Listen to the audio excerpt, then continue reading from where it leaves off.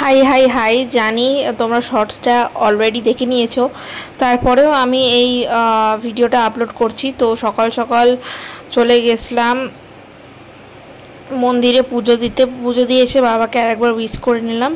আর এখানে রান্না বান্নার জোগাড় হচ্ছে, ওইদিকে পায়েস হচ্ছে, আর এখানে হচ্ছে ভাজাভুজি। এখানে সব কাকিমা সমস্ত যে 5 রকম ভাজা আছে সেগুলোকে ভালো করে নুন আর হলুদ মাখিয়ে নিয়ে ভাজতে। আর ওইদিকে মাছের তরকারি বসিয়ে দিয়েছে, মাছের কালিয়া, যেটা আমি বলেইছিলাম।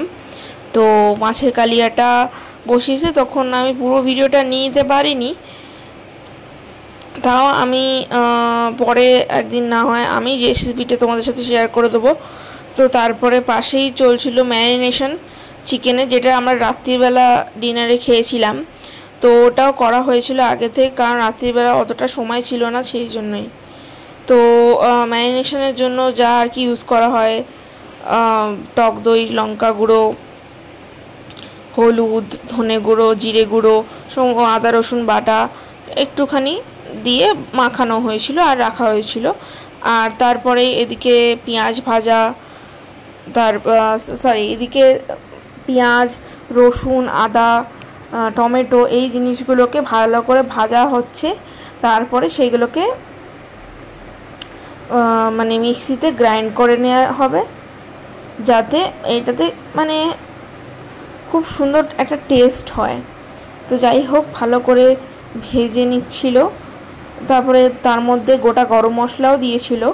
তারপরে টমেটোটা দিয়ে দেওয়ার পর ভালো করে জিনিসটাকে ভাজা হলো। ওই 5 থেকে 10 মিনিট ভাজা হয়েছিল।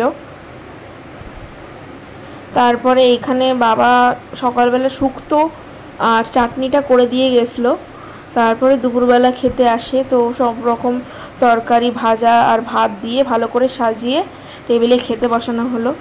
আর এখানে ঠাকুমা একটুখানি টিপ দিয়ে দিল, যেটা আমাদের নিয়ম আছে। তারপরে বাবা এখানে কমেন্টও করে দিল যে সব রান্নাবান্না ভালোই হয়েছে, প্রিপারেশনস অ্যান্ড অল। তারপরে আবার ভালো করে চিকেনটা করা হচ্ছে। তার মধ্যে প্রথমে পেঁয়াজ দেওয়া হচ্ছে, আর ভালো করে পেঁয়াজটা ভেজে নিচ্ছে।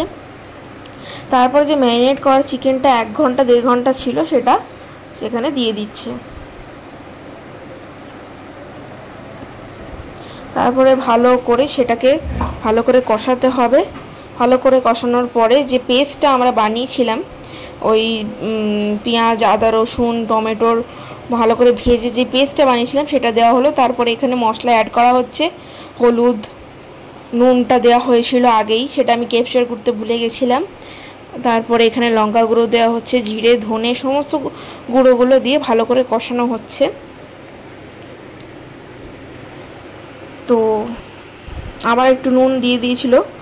তো যাই হোক, দেখতে ব্যাপক হয়েছিল একদম, তোমরাও এইভাবে করতে পারবে। তারপরে রাত্রিবেলা তন্দুরি রুটি আনা হয়েছিল, তন্দুরি রুটির সাথে চিকেন আর সালাড, আহা দারুণ combination. And last but not the least, cake কাটা হলো।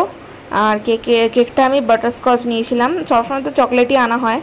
যাই হোক, টেস্টটা ভীষণ, কেকটা খুবই ভালো ছিল, টেস্ট অ্যান্ড বাইট থেকে নিয়েছিলাম। আর লাস্টে আমার বাবার স্মাইলটা দেখ। আজকে